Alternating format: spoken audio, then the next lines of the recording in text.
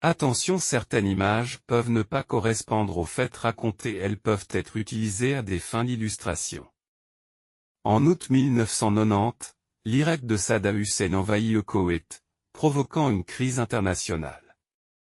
Officiellement, l'Irak accuse le Koweït de forer illégalement sur son territoire et de lui voler du pétrole, mais derrière cette justification se cache la volonté de renforcer son pouvoir et sa position dans la région.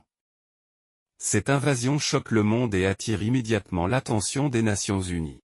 Une coalition internationale se met en place, dirigée par les États-Unis sous la présidence de George H.W. Bush. L'opération Bouclier du désert déploie des centaines de milliers de soldats dans le désert saoudien pour protéger la région et préparer la libération du Koweït. Les tensions augmentent alors que les nations surveillent chaque mouvement des troupes irakiennes.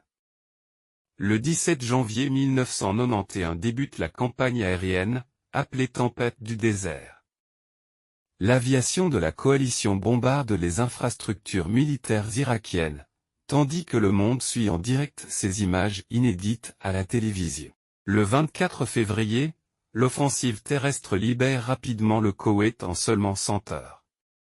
Colonnes de chars détruites, bases militaires en flammes, soldats irakiens en retraite. Ces images illustrent la puissance technologique et stratégique de la coalition.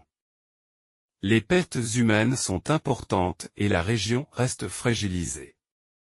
Des millions de civils souffrent des sanctions et des destructions, tandis que le Koweït doit se reconstruire après des mois d'occupation. La guerre du Golfe marque un tournant, elle renforce la position des États-Unis, démontre l'importance des médias dans la guerre moderne et laisse des traces durables au Moyen-Orient. Courte mais intense, cette guerre a transformé le paysage politique et militaire de la région, rappelant au monde que la stabilité du Moyen-Orient est fragile et que les conflits peuvent éclater rapidement. The End.